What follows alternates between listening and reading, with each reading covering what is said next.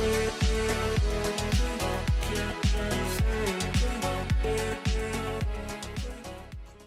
Sector ने भारत के विकास में बहुत महत्वपूर्ण भूमिका निभाई है, लेकिन समय के बदल से साथ साथ इसका रोल जो है वो बदलता गया है। हेलो, मेरा नाम है आर्य दुबे, वेलकम टू फिकी एजुकेशन। आज हम देखिए जानेंगे कि क्या चेंजिंग रोल रहा है पब्लिक सेक्टर का over the years after independence. Start करते हैं। The public sector is comprised of various organisations that are owned and managed by the government. यानी कि जो पब्लिक सेक्टर है, हमने जैसे कि डिस्कस करा प्रीवियस वीडियो में, सिर्फ एक कोई सिंगल एंटिटी नहीं है, बल्कि वो काफी सारे अलग अलग सेक्टर्स हैं जो कि कंप्राइज हैं अलग अलग गवर्नमेंट के द्वारा, और वो कंट्रोल और ओन करे आते हैं वो भी गवर्नमेंट के द्वारा।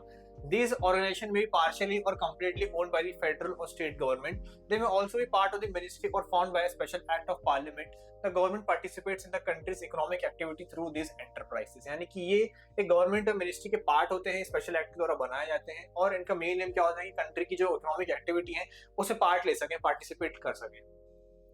At the time of independence, it was believed that public sector enterprise would play a key role in accomplishing specific economic goals, either by direct engagement in some business or through acting as a catalyst. यानी कि independence के time सोचा गया था कि public sector जो है वो काफी की रोल निभाएगी, जिससे कि स्पेशल इकोनॉमिक गोल्स जो है उनको अचीव करा जा सके। Public sector would invest in key areas and construct infrastructure and other sectors of the economy. The private sector was unwilling to invest in initiatives that required large sums of investment and had prolonged gestation periods. The government then took the lead to build infrastructure and supplying necessary goods and services to the economy, which result in a transition in the Indian economy. यानी कि private sector जो था वो कहीं ना कहीं unwilling था बहुत सारे अलग अलग सेक्टर्स में इन्वेस्ट करने के लिए, इनिशिएटिव लेने के लिए। तो वहां पे पब्लिक सेक्टर वहां पे उनका रोल था कि उस जगह पे वो इन्वेस्ट करें और इंडियन इकोनॉमी को डेवलपमेंट में हेल्प करें। जैसे कि आपको पता है कि इंडिपेंडेंस के बाद 5 ईयर प्लान पॉलिसी जो थी उसको इम्प्लीमेंट करा गया था, और अलग अलग स्टेजेस में उसका इंपॉर्टेंस जो है उससे वो पब्लिक सेक्टर का इंपॉर्टेंस बढ़ता गया था। लेकिन 90s में न्यू इकोनॉमिक पॉलिसीज के बाद एलपीजी पे जो फोकस था वो कहीं ना कहीं शिफ्ट हो गया था। तो हम देख सकते हैं कि ओवर द ईयर जो है पब्लिक सेक्टर का रोल बदलता गया है। तो हम देख सकते हैं क्या क्या चेंजेस हमें देखने को मिले हैं पब्लिक सेक्टर की इकोनॉमी में। इंफ्रास्ट्रक्चर डेवलपमेंट सबसे पहले देखने को मिला है। इंफ्रास्ट्रक्चर डेवलपमेंट जो है किसी भी देश के लिए जरूरी होता है कि वहां पे वो अपने इंडस्ट्रियलाइजेशन को प्रमोट कर सके, और at the time of independence हमारा जो इंफ्रास्ट्रक्चर था वो इतने अच्छी कंडीशन में थी जैसे कि हम अपने बिजनेस को, इकोनॉमी को अच्छे से इकोनॉमिक एक्टिविटीज की तरफ ले जाके जा सके। तो यहाँ पे जो पब्लिक सेक्टर था कहीं ना कहीं उसने काफी डेवलप करा इंफ्रास्ट्रक्चर फैसिलिटीज, जैसे कि proper transportation, communication infrastructure, fuel and energy, basic and heavy industries. और वहीं पे प्राइवेट सेक्टर जहाँ पे इनिशिएटिव नहीं ले रहा था इन्वेस्ट करने पे इन हैवी इंडस्ट्रीज में, वहाँ हैवी इंडस्ट्रीज में भी हम लोगों ने वहाँ पे इन्वेस्ट करा। ये प्रॉब्लम जो थी तभी सॉल्व करी जा सकती थी गवर्नमेंट के द्वारा, क्योंकि यहाँ पे प्राइवेट सेक्टर जो था वो कहीं ना कहीं इतना इनिशिएटिव नहीं ले रहा था, ये इंटरेस्ट नहीं ले रहा था, फिर हेजिटेट कर रहा था उस एरिया में इन्वेस्ट करने के लिए जहाँ पे हमारे इंफ्रास्ट्रक्चर जो है डेवलप हो सके। गवर्नमेंट जिसके ऑलरेडी काफी ज्यादा हैंड्स फुल थे अलग अलग इंफ्रास्ट्रक्चर डेवलप करने के लिए, जैसे रेल, रोड, एयर और सी ट्रांसपोर्ट, उनको कहीं ना कहीं अपने इंडस्ट्रियलाइजेशन पेस को बढ़ाने के लिए, अपने उसको बढ़ाने के लिए जहाँ पे जो इंडस्ट्रीज जो कि पीछे छूट रही थी उधर पे इन्वेस्ट करना जरूरी पड़ गया था। तो पब्लिक सेक्टर क्या था, उनको स्पेसिफिक एरियाज में ऑपरेट करना था, जैसे कि प्रोवाइड करना था इंफ्रास्ट्रक्चर कोर सेक्टर्स को जहां पे लार्ज कैपिटल रिक्वायरमेंट की जरूरत थी और कॉम्प्लिकेटेड और अपडेटेड टेक्नोलॉजी चाहिए थी, लार्ज और एफिशिएंट ऑर्गेनाइजेशन स्ट्रक्चर चाहिए थे, जैसे कि स्टील प्लांट हो गए, सिविल एविएशन हो गया, रेलवे हो गया, पेट्रोलियम हो गया, कोल एंड सो ऑन। तो इन एरियाज में गवर्नमेंट को इंफ्रास्ट्रक्चर प्रोवाइड करना था, लीड करना था उन इन्वेस्टिंग सेक्टर्स में जहां पे प्राइवेट सेक्टर जो है अच्छे से परफॉर्म नहीं कर पा रही थी, जैसे कि fertilisers, medicine, petrochemical, newsprint and medium and heavy engineering. Directions देनी थी उन फ्यूचर इन्वेस्टमेंट में, जैसे कि hotel, project management, consulting, textile, automobile, इन सारी इंडस्ट्रीज को। नेक्स्ट उनको क्या करना था, उनको रीजनल बैलेंस जो है वो कहीं ना कहीं संभालना था। जैसे कि आपको पता है कि at the time of independence काफी सारे एरियाज ऐसे थे जो पोर्ट हैवी थे, यानी जहाँ पे पोर्ट हुआ करते थे, सिर्फ उन्हीं एरियाज का डेवलपमेंट हो रहा था, जैसे कि मुंबई, चेन्नई एसेट्रा। तो गवर्नमेंट का फोकस है काफी सारे ऐसे एरियाज भी हैं इंडिया में, ऐसे रीजन्स भी हैं जो कहीं ना कहीं पीछे छूट रहे हैं, दे आर लैगिंग बिहाइंड। तो गवर्नमेंट ने ऐसे एरियाज में क्या करा, अपने 5 ईयर प्लान में उनको स्पेशल अटेंशन दिया, और जैसे कि वहाँ पे अलग अलग इंडस्ट्रीज जो थी वो सेटअप करी, जैसे कि यहाँ पे 4 बिग स्टील प्लांट्स के बारे में देख सकते हैं, मैन्युफैक्चरिंग प्लांट्स इनको सेटअप करा गया ऐसे एरिया में, जिससे कि उस एरिया का ओवरऑल डेवलपमेंट हो सके, वहाँ पे जॉब्स जो है वो एम्प्लॉयमेंट जनरेट हो सके और ओवरऑल स्टैंडर्ड ऑफ लिविंग जो है वहाँ का वो भी बढ़ सके। This was achieve to some extent but there is still much more to be done, यानी कि ये कहीं ना कहीं कुछ एक्सटेंट तक अचीव कर लिया गया था, लेकिन ये काफी नहीं था। One of the main goals of the plan development is to improve backward regions in order to achieve regional balance in the country, यानी कि कहीं ना कहीं इसका जो एक ऑब्जेक्टिव था वो था कि बैकवर्ड रीजन्स को वापस से एक रीजनल बैलेंस में लाना कंट्री के। As a result the government had to locate new firms in the backward areas while also preventing the mushrooming growth of the private sector units in the industry already advanced area, यानी कि कहीं ना कहीं prevent करना, कहीं ना कहीं firms को, नए फर्म्स को लोकेट करना और कहीं ना कहीं वापस लाना उनको कंट्री के एडवांस्ड एरिया के साथ। Economies of scale in places where the setting of large scale industry with huge capital outlay is required, the public sector has to step in to take advantage of economies of scale. So the large scale units established by the public sector include electric power plant, natural gas, petroleum and the telephone sector. A larger base was required to function these units economically. It was only possible to government resource in mass manufacturing. तो किसी भी industry को बहुत आगे बढ़ने के लिए economies of scale की जरूरत पड़ती है, यानी कि लार्ज स्केल पे ऑपरेट करना, और इसके लिए काफी सारी चीजें चाहिए होती है, जैसे कि electric power plants, natural gas, petroleum और टेलीफोन सेक्टर्स। और ये लार्जर बेस जो है ये कहीं ना कहीं जरूरत पड़ता है किसी भी कंपनी को या किसी भी इंडस्ट्री को इकोनॉमिकली फंक्शन करने के लिए। तो ये तभी पॉसिबल था जब गवर्नमेंट यहाँ पे मास मैन्युफैक्चरिंग करे और इसमें स्टेप इन करे। Check on economic power concentration, the public sector work as check on the private sector as there are very few industrial companies in the private sector that are ready to engage in the heavy industry. Money is concentrated in few hands, which encourages monopolistic practices. This results in income inequality, which is harmful to the society. To prevent this problem, the public sector established large enterprises that demand major investment. Now, the money and advantage that arise from the business are shared by a large number of employees and workers, reducing income inequality. तो जैसे कि कुछ public private sector जो है वो कहीं ना कहीं कुछ स्पेसिफिक हैवी इंडस्ट्रीज में इन्वेस्ट करने को तैयार थे, लेकिन ये जो पावर थी इन्वेस्टमेंट की, ये काफी ज्यादा कंसंट्रेटेड थी कुछ फ्यू हैंड्स में, जिस कारण से इनकम इनइक्वालिटी आने का डर था। और गवर्नमेंट नहीं चाहिए कि इनकम इनइक्वालिटी जो है वो देश में बढ़े, यानी गवर्नमेंट का मेन एम क्या है, रेड्यूस करना है इनकम इनइक्वालिटीज को। तो यहाँ पे हेंस पर checking economic power concentration, the public sector prevent the complete concentration of wealth and economic in the hands of the private sector, यानी कि यहाँ पे गवर्नमेंट ने क्या करा, मेजर इन्वेस्टमेंट डिमांड करा लार्ज एंटरप्राइजेस से कि आप जो है मेजर इन्वेस्टमेंट्स करें। पब्लिक सेक्टर ने डिमांड करा प्राइवेट सेक्टर से और वहां पे उनको कहीं ना कहीं बोला कि आप जो है इनकम इनइक्वालिटी को कहीं ना कहीं कम करें देश के अंदर। Next है import substitution. At the time of second and third 5-year plan, the basic aim of the India was to self-reliant in many areas. यानी कहीं ना कहीं सेकंड और थर्ड 5-year प्लान का एक बहुत बेसिक मेन एम था कि कहीं ना कहीं हम हमारे देश को कहीं ना कहीं सेल्फ रिलायंट बना सकें। एट दैट टाइम इंडिया जो था वो काफी ज्यादा इंपोर्ट पे हेवीली रिलाई कर रहा था। At that time it was difficult for India to obtain foreign exchange and import heavy machinery which could help in building a strong industrial base, यानी कि फॉरेन एक्सचेंज ऑब्टेन करना हमारे लिए मुश्किल हो रहा था और हैवी मशीनरी जो था वो हम बाहर से ले नहीं पा रहे थे। Therefore, to help the economy with import substitution, various public sector companies involved in heavy engineering were established. यानी कि काफी सारी जो public sector companies थी वो आई और heavy engineering वर्क में इन्वॉल्व हुई, जिससे कि हम import substitution को प्रमोट कर सकें। Besides this, various public sector companies जैसे कि MMTC etc. ये इन लोगों ने क्रूशियल रोल प्ले करा इसमें एक्सपेंशन करने, ये कंपनी के एक्सपोर्ट्स को बढ़ाने के लिए, राइट। इम्पोर्ट सब्स्टिट्यूशन कैसे होता है, यहाँ पे हम इम्पोर्ट को बदल देते हैं, सब्स्टिट्यूट कर देते हैं एक्सपोर्ट्स के साथ। Government policies towards the public sector since 1991, और फिर 1991 के बाद जो गवर्नमेंट पॉलिसी थी पब्लिक सेक्टर के प्रति वो थोड़ी बहुत चेंज होती हुई। एक करके देखते हैं क्या क्या नई नई पॉलिसी जो थी हमें देखने को मिली। Restructure and revitalise potentially viable public sector, यानी कि वो पब्लिक सेक्टर जिनके अंदर पोटेंशियल है अच्छा परफॉर्म करने को, उनको रिस्ट्रक्चर करना, रिवाइटलाइज करना। ऐसे पीएचएस को बंद कर देना जो कि इनको रिव्यू नहीं कर सकते। Reduce government equity in non strategic PSUs to 26% और लेस, यानी कि जो नॉन स्ट्रेटेजिक पीएसयूज हैं उनमें गवर्नमेंट इक्विटी कम कर देना और वर्कर्स के इंटरेस्ट को प्रोटेक्ट करना। सबसे पहले क्या करते हैं, reduction in number of industry reserve for the public sector from 17 to 18, यानी कि ऐसी काफी सारी इंडस्ट्रीज थी जो कि रिजर्व थी पब्लिक सेक्टर के पास और जहां पे प्राइवेट सेक्टर जो है पार्टिसिपेट नहीं कर सकती थी। पहले ऐसी 17 इंडस्ट्रीज थी, लेकिन उसको रिड्यूस करके कितना 8 कर दिया गया। In 1956 Industrial Policy Resolution, 17 industries were designated as public. Only 8 industries were reserved for the public sector in 1991, है ना. लेकिन 1991 में चेंज हो गया, जहाँ पे 17 से जो आंकड़ा था ये 8 की तरफ पहुंच गया. And they were restricted to atomic energy, arms and communication, mining and railway, है ना. यानी कि ये जो 4 मेजर हेड्स है इनके अंदर तक रिस्ट्रिक्ट आ गया था. यानी कि इतने ही फिर यहाँ पे जो इंडस्ट्रीज थी यही गवर्नमेंट के लिए रिजर्व थी. Only 3 industries were exclusively reserve for the private sector, और 3 ही जो इंडस्ट्री थी वो एक्सक्लूसिवली रिजर्व थी पब्लिक सेक्टर के लिए. ये थी atomic energy, arms, railway transportation. This meant that private sector could enter all areas, यानी कि इनके अलावा प्राइवेट सेक्टर जो है अब बाकी सारे एरिया में जो है एंटर कर सकता है और compete कर सकता है. The public sector has been critical to growth of the economy. However the private sector is also capable of making significant contribution to nation building process. यानी कि जो प्राइवेट सेक्टर है वो कहीं ना कहीं सिग्निफिकेंट कंट्रीब्यूशन कर रहा है अपने नेशन बिल्डिंग प्रोसेस के लिए. As a result, both the public and private sector must be viewed as mutually beneficial components of the national sector. यानी कि यहाँ पे आप देखें पब्लिक और प्राइवेट दोनों ही आप साथ में कंट्रीब्यूट कर रहे हैं इकोनॉमी, देश की इकोनॉमिकल ग्रोथ के लिए. Units in the private sector must also take on more public responsibility. यानी कि यहाँ पे देख सकते हैं कि यहाँ पे गवर्नमेंट का एम क्या था कि यहाँ पे जो रिजर्व सेक्टर्स हैं उनको कम करें, प्राइवेट को एंटर करने दें, और जो सेक्टर्स यहाँ प्राइवेट कम्पीट करे, तो कहीं ना कहीं अपना बर्डन अनलोड करके आप प्राइवेट को भी साथ में इन्वॉल्व कर रहे हैं एक सिंगल ऑब्जेक्टिव अचीव करने के लिए. Eight the same time the public sector must focus on achieving more in highly competitive market, और वहीं पे at the same time public sector के बाद जो रिमेनिंग जो इंडस्ट्रीज है वहां पे उनको और कम्पीट करना चाहिए. Next है disinvestment of shares.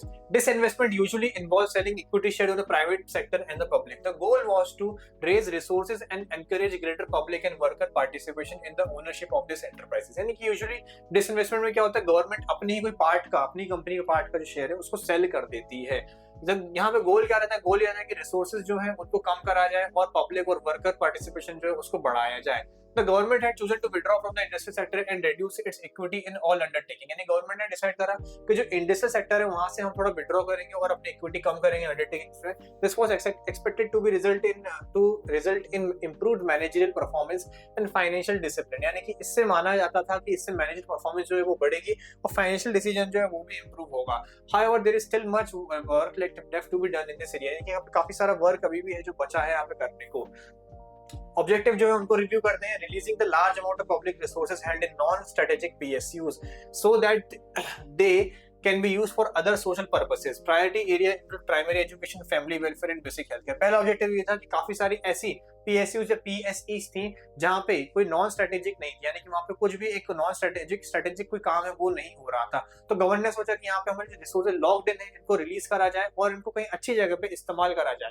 By the way of this investment reducing the public debt and interest burden. यानी कि पब्लिक का जो डेट है उसको कहीं ना कहीं कम करा जाए और इंटरेस्ट बर्डन को भी कम करा जाए. Transferring commercial risk to private sector in order to invest funds in viable projects. यानी कि ऐसा रिस्क जो है वो ट्रांसफर कर दिया जाए प्राइवेट सेक्टर के पास, बिकॉज आप डिसइन्वेस्टमेंट करें तो कहीं ना कहीं अपनी ओनरशिप जो है वो आप प्राइवेट सेक्टर को ही दे रहे हैं. तो वहां पे आप रिस्क को ट्रांसफर करें और कहीं ऐसी जगह इन्वेस्ट करें जो ज्यादा वायबल प्रोजेक्ट हो.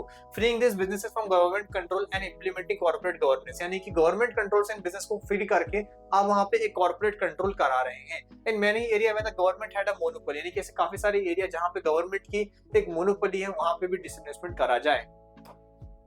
नेक्स्ट है policy regarding sick units to be same as that for the private sector. यानी कि ऐसे सिक यूनिट्स जिनको हम कहीं ना कहीं ऐसे रिगार्ड करते हैं और उनको प्राइवेट सेक्टर के पास दे दें. All public sector units were referred to the Board of Industry and Financial Reconstruction to determine whether a sick unit should be restructured or closed down. यानी काफी सारे जो Board of Industrial Financial Reconstruction था उनकी meeting में उन्होंने decide करा क्या हमें सिक यूनिट्स को रिस्ट्रक्चर करना चाहिए या फिर हमें क्लोज डाउन करना चाहिए. क्या होती है सिक यूनिट? वो यूनिट जो अच्छे से काम नहीं कर रही, जिनको जिस तरीके से उन्हें करना चाहिए as they are supposed to. The board has reconsidered revival and rehabilitation schemes for some cases as well as the closure of number of units. There is a lot of resentment among the worker of the unit that will be closed down. यानी कि ऐसे काफी सारे worker में क्या था, resentment रहता है, एक नाराजगी रहती है जिससे यहाँ पे आप उसको क्लोज कर रहे हैं. इस कारण से the government established National Renewal Fund to retrain or redeploy retrenched labor and to compensate public sector employees seeking voluntary retirement, यानी कि ऐसे जगह जिन ऐसी कंपनीज या ऐसे अंडरटेकिंग को बंद कर रहे हैं आप वहाँ के एम्प्लॉयज को क्या करें, उनको वापस से कहीं ना कहीं रिहेबिलिटेट करें और उनको प्रॉपर जो है कंपनसेशन वो प्रोवाइड करें। Many enterprises are sick and cannot be revived because they have accumulated massive losses। और ऐसी काफी सारी एंटरप्राइज जो है वो काफी ज्यादा सिक है, यानी कि काफी ज्यादा नॉन फंक्शनिंग है, उनको हम रिवाइव नहीं कर सकते हैं बिकॉज उन्होंने काफी ज्यादा लॉसेस जो है वो एक्यूमुलेट कर ली है।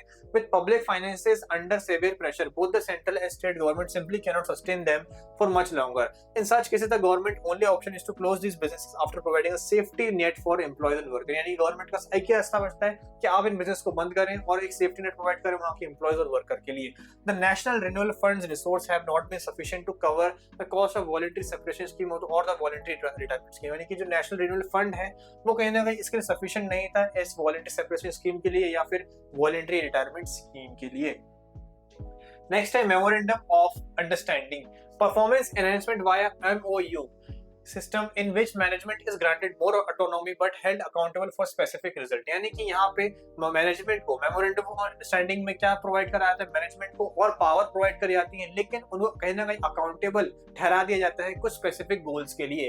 Under the system public sector units were given specific goals and operational autonomy to accomplish those objectives. यानी कि कहीं ना कहीं इस सिस्टम के अंदर पब्लिक सेक्टर यूनिट्स जो है उनको स्पेसिफिक गोल्स दिए गए थे और ऑपरेशनल ऑटोनॉमी जिससे कि वो अपने जो ऑब्जेक्टिव्स उनको अचीव कर सके। The MOU defined the relationships and autonomy of the specific public sector unit and their administrative ministry। यानी कि यहाँ पे उनको MOU में स्पेसिफिकली डिफाइन कर दिया गया था क्या आपका रिलेशनशिप रहेगा, क्या आपकी ऑटोनॉमी रहेगी पब्लिक सेक्टर यूनिट के साथ और क्या गोल्स आपको अचीव करने हैं। और यहाँ पे जैसे एग्जांपल के तौर पे जैसे कि टेलीकॉम सेक्टर है, वहाँ पे कंज्यूमर्स ने बेनिफिट करा किन तरीकों से, वहाँ पे उनको अलग अलग चीजें गोल्स प्रोवाइड करेगा जैसे कि मोर ऑप्शंस दिए गए, लोअर प्राइसेस दिए गए, हायर प्रोडक्ट दिए गए और सर्विस क्वालिटी भी इंप्रूव करी गई। इससे ओवरऑल क्या हुआ कि जो कंज्यूमर्स है उनने ज्यादा बेनिफिट करा। यहाँ पे हम देख सकते हैं कि क्या क्या अलग अलग स्टेप्स थे गवर्नमेंट ने लिए, जैसे कि इंफ्रास्ट्रक्चर को डेवलप करा, रीजनल बैलेंस बनाया, इकोनॉमीज ऑफ स्केल प्रोडक्शन करा, इकोनॉमिक पावर कंसंट्रेशन जहां पे ज्यादा हो रहा है उस पर चेक करा, इंपोर्ट सब्स्टिट्यूशन को प्रमोट करा और आखिर में अलग अलग डिफरेंट पॉलिसीज इंट्रोड्यूस करी 1991 के बाद से। नेक्स्ट हम देखते हैं क्या होती है global enterprises. A company whose business operate extend beyond the country in which it is incorporated as global enterprise और multinational company.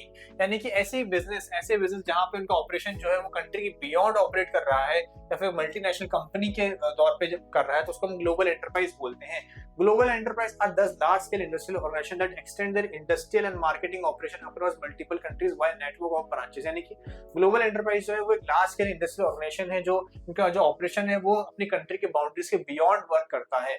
These enterprises operate in several areas, producing a variety of products, and their business strategy spans several countries। यानी कि जो countries हैं ये several areas में work करती हैं, इनके variety of products होते हैं और इनके बिजनेस जो है several country में स्पैन करते हैं।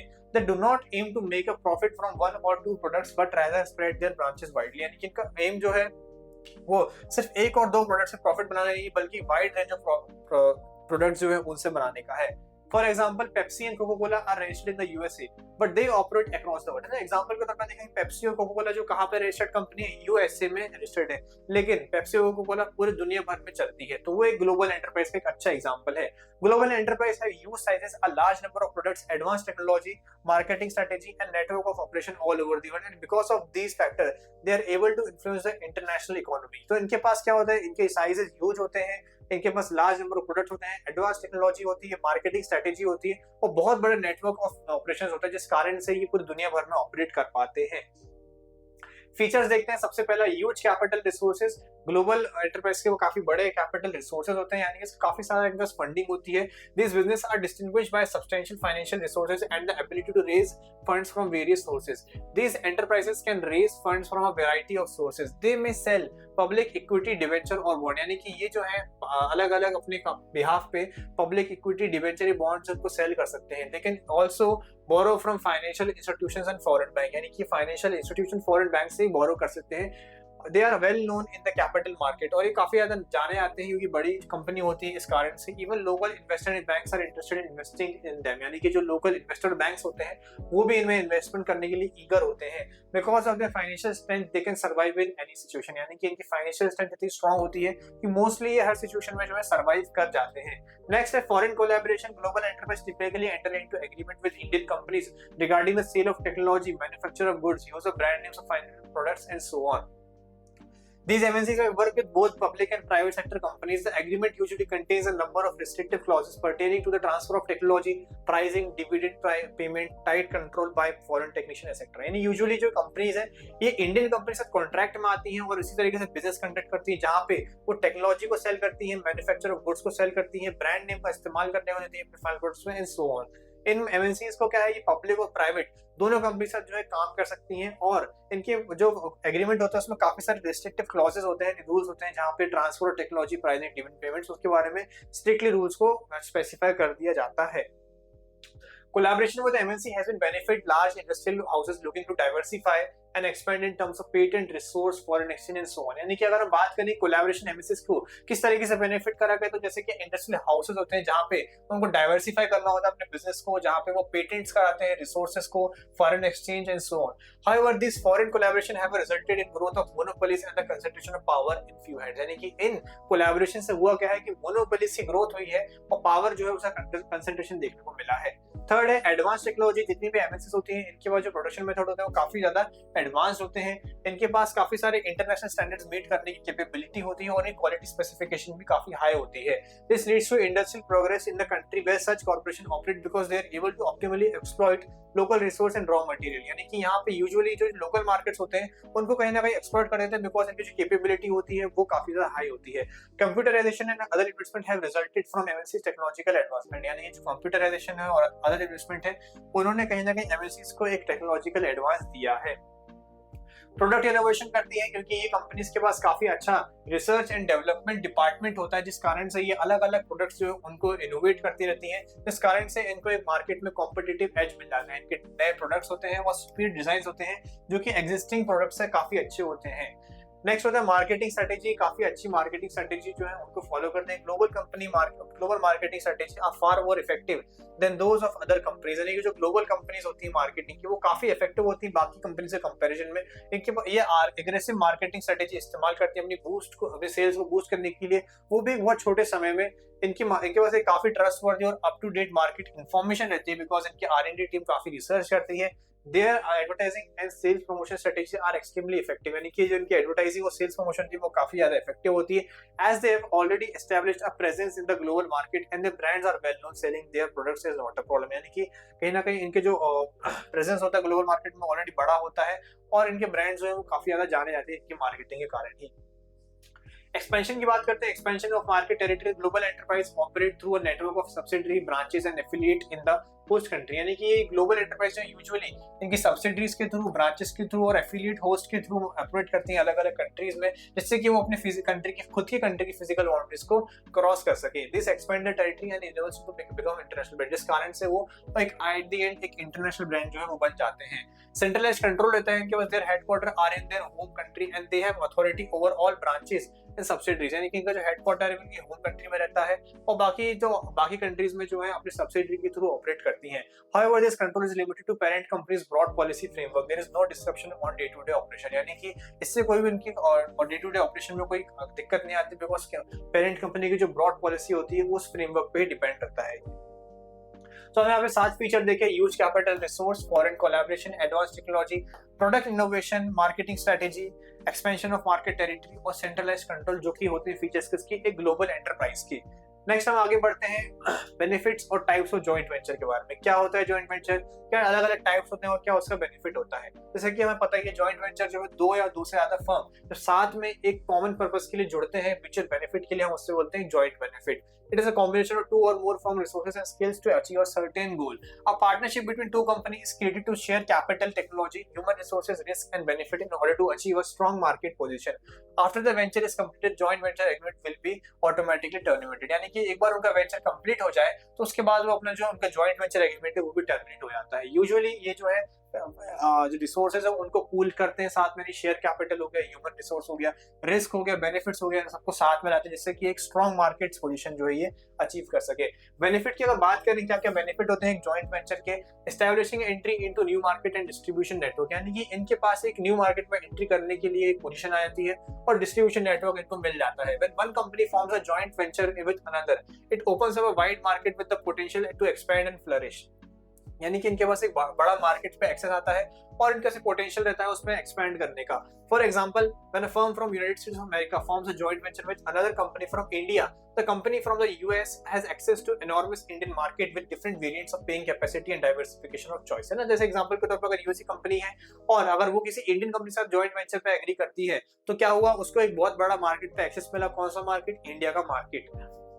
At the same time, the Indian firm has the benefit of being able to reach market in the United States that are widely separated and have a high paying capacity where the product quality is not compromised. Unique Indian products have large global market. They can also make use of established distribution channels such as retail outlet in the various local marketplaces. Otherwise, building their own retail prices might be too expensive. है ना, तो at the same time जो है Indian जो company है उसको भी benefit मिलता है क्योंकि उसको यूएस मार्केट में भी एक्सेस मिल जाता है, जहां पे वो दोनों कंपनियां अगर सेपरेटली अपना अपना बिजनेस सेटअप करती तो वो उनके लिए ज्यादा कॉस्टली हो जाता और फिर वो बाद में इतना प्रॉफिटेबल भी नहीं रहता. Next है access to technology. Technology is an alluring reason for the companies to form joint ventures. Advanced technology combined with one organization to generate higher quality products save a significant amount of time, energy and resources as there is no need to develop in its own technology. Superior quality products are also produced with adds to the efficiency and effectiveness of the organization by reducing the cost of the production. यानी कि दो company साथ मिलती हैं तो एक दूसरे के साथ क्या करती है, टेक्नोलॉजी को शेयर करती है और टेक्नोलॉजी ही यहाँ पे एक बहुत मेन रीजन बनता है कंपनीज को जॉइंट वेंचर फॉर्म करने के लिए. एक बार वो साथ में जब अपनी रिसोर्सेज को पूल इन करती हैं तो काफी टाइम, एनर्जी और रिसोर्सेज को बचाती हैं और साथ में जो सुपीरियर क्वालिटी है प्रोडक्ट की वो भी उनको देखने को मिलती है. Economies of scale. Joint venture help company with a limited capacity to scale up one organization strength can be utilized by another. यानी कि जब कंपनी साथ में जुड़ती हैं, जॉइंट वेंचर आती है तो कहीं ना कहीं अपने प्रोडक्शन कैपेसिटी को स्केल अप कर देती हैं और एक ऑर्गेनाइजेशन स्ट्रेंथ जो है वो दूसरी ऑर्गेनाइजेशन स्ट्रेंथ के द्वारा दोनों की जो है अपनी स्ट्रेंथ को यूटिलाइज करते हैं. This provides both firm with a competitive advantage in terms of generating economies of scalability. यानी इससे क्या होता है, फर्म्स को एक competitive advantage मिल जाता है अपने इकोनॉमी ऑफ स्केल को बढ़ाने के लिए. इनोवेशन की बात करें, joint venture provide an additional advantage in terms of technologically upgrading products and services. Marketing may be done through a variety of innovative platform and technological advancement help in the production of high quality products at a low cost. यानी कि यहाँ पे जब दो company मिलती हैं तो उनके मार्केटिंग के थ्रू नए नए वैरायटी ऑफ इनोवेटिव प्लेटफॉर्म्स को बनाया जा सकता है और हाई क्वालिटी प्रोडक्ट्स बनते हैं at the same time cost को रिड्यूस करके. International corporations can develop new concepts and technological to decrease and produce higher quality products. यानी कि यहाँ पे जो कॉर्पोरेशन है, इंटरनेशनल कॉर्पोरेशन, वो नए नए कंसेप्ट्स को डेवलप करने में हेल्प करती है और वहीं पे at the same time cost को भी डिक्रीज करती है और एक higher quality product at the end बनाती है. Low production cost when two or more firms join hands. The primary goal is to deliver products at the lowest possible cost, and this is possible when manufacturing costs are decreased or service costs are controlled. A real joint venture simply aims to provide the best product and services to its customer. यानी कि जब दो या उससे ज्यादा firm साथ में आती हैं तो वो ऐसे प्रोडक्ट्स को डिलीवर करती हैं जो लोएस्ट प्राइस पर पॉसिबल हो. ये मेन रीजन रहता है किसी भी जॉइंट वेंचर को फॉर्म करने का, बिकॉज कहीं ना कहीं उनके पास इकोनॉमीज ऑफ स्केल है, उनके पास टेक्नोलॉजी है, उनके पास रिसोर्सेज है, तो वो प्रोडक्ट को सबसे चीपेस्ट कॉस्ट पे प्रोड्यूस करती हैं. Established brand name. The joint venture can be given its very own brand name. This contributes to the brand's distinct appearance and recognition. यानी कि एक joint venture usually अपने brand name को ही इस्तेमाल करती है जिससे कि उनको जो recognition है वो ही मिले जो उनको पहले मिलती हुई आई थी. When two companies form a joint venture, the goodwill of one firm that is already established in the market can be used by another to gain an advantage over other market competitors. जैसे example के तौर पे a European brand entering into a joint venture with an Indian firm will provide a synergistic and benefit because the brand is already well known throughout the world. यानी कि ऐसा brand जो already पूरे दुनिया में जाना जाता है, अगर वो एक इंडियन ब्रांड के साथ हाथ मिला के एक जॉइंट वेंचर बनाता है तो वो ब्रांड को काफी ज्यादा ऑलरेडी प्रमोशन मिला है बिकॉज उस ब्रांड को ऑलरेडी पूरी दुनिया भर में जाना जाता है. सो अब देखते हैं अलग अलग टाइप्स ऑफ जॉइंट वेंचर क्या क्या होते हैं. मेनली दो तरह के जॉइंट वेंचर होते हैं, एक होता है कॉन्ट्रैक्चुअल और एक होता है इक्विटी बेस्ड. ठीक है, तो हम एक करके देखते हैं क्या इन दोनों में डिस्टिंक्शन होता है. सबसे पहले क्या होता है contractual joint venture. A contractual joint venture does not result in the formation of a new jointly owned business. There is only an agreement to cooperate and work together. यानी कि ये जो joint venture होता है ये usually formation के एक नए joint पे depend नहीं करता है, बल्कि यहाँ पे सिर्फ और सिर्फ एक agreement होता है जिससे कि वो साथ में cooperate और काम करते हैं. The parties do not share ownership of the company. यानी parties जो होती हैं दो इसमें involve होती हैं इस contract में, वो company की ownership को share नहीं करती हैं, but they have some influence over it. हल्का सा लेकिन बस influence रहता है. They exercise some elements of control in the joint venture. A franchisee relationship is a common example of a contractual joint venture. तो आप देख सकते हैं कि franchisee relationship जो होता है वो एक अच्छा example है contractual का. Following क्या क्या होते हैं elements two or more party share common objective to run a business, यानी दो या दो से ज्यादा पार्टी जो है एक कॉमन ऑब्जेक्टिव शेयर करती हैं जिससे बिजनेस चला सके। Each party contribute something to the joint venture और ब्रिंग सम इनपुट, यानी कि दो सब ईच पार्टी है वो कुछ ना कुछ जॉइंट वेंचर की तरफ लाती है या फिर कुछ इनपुट लाती है। Both parties have some control over business venture, यानी कि दोनों के दोनों पार्टीज के ऊपर कुछ कंट्रोल रहता है उस बिजनेस वेंचर पे। The relationship is not a transaction to transaction but is a longer duration, यानी कि ये बस एक लिमिटेड ड्यूरेशन का है ना कि ट्रांजैक्शन टू ट्रांजैक्शन का, राइट। यानी कि एक लिमिटेड टाइम बाद, एक ड्यूरेशन बाद ये जो कॉन्ट्रैक्ट है, ये जो बिजनेस है, ये खत्म हो जाएगा। और नेक्स्ट हमारा आता है equity based venture. Equity based venture में क्या होता है? An equity based venture agreement is one in which a separate business entity jointly owned by two or more parties is formed with the parties agreement, यानी कि एक अलग separate business entity को form करा जाता है जहां पे दो या दो से ज्यादा पार्टीज जो है साथ में काम करने को तैयार होती हैं। The essential operating factor in such a scenario is joint ownership bye two or more parties है। तो यहाँ पे जो है ओनरशिप होती है वो भी कैसी? जॉइंट ओनरशिप होती है उस थर्ड या फिर न्यू एंटिटी की। The kind of business entity might vary in the form of cooperation, partnership, firm, trust, limited liability partnership, business, venture capital, fund, etc. यानी कि जो टाइप ऑफ बिजनेस एंटिटी है ये डिपेंड करती है। सो यहाँ पे एग्रीमेंट होता है न्यू एंटिटी बनाने का या फिर उसी ओल्ड एंटिटी एक्जिस्टिंग एंटिटी को ज्वाइन करने का दोनों की दोनों पार्टीज में से। शेयर्ड ओनरशिप होती है पार्टीज के द्वारा, यानी कि जो पार्टीज जो भी इसमें इन्वॉल्व होती है उनकी शेयर्ड ओनरशिप होती है उस न्यू एंटिटी पे। मैनेजमेंट जो है वो भी जॉइंटली शेयर करा जाता है। Capital investment and other financing arrangement जो है रिस्पॉन्सिबिलिटी वो भी दोनों पार्टी के द्वारा ज्वाइन करा जाता है। प्रॉफिट एंड लॉसेस भी जो है वो एग्रीमेंट के अकॉर्डिंगली ही शेयर करे जाते हैं। तो ये हमारी होती है इक्विटी बेस्ड जॉइंट वेंचर। सो इस तरह से हमने देखा कि पब्लिक सेक्टर का रोल जो है वो देश के विकास को संभालने के साथ साथ अब प्राइवेट सेक्टर के साथ मिलकर देश की अर्थव्यवस्था को सुधारने तक सीमित हो गया है। आई होप आपको ये वीडियो अच्छा लगा हो। अगर आपको वीडियो पसंद आया हो तो आप इस वीडियो को लाइक शेयर सब्सक्राइब करना ना भूलें और मेरे ऐसे और वीडियोस देखने के लिए आज ही डाउनलोड करें CK education app. Thank you.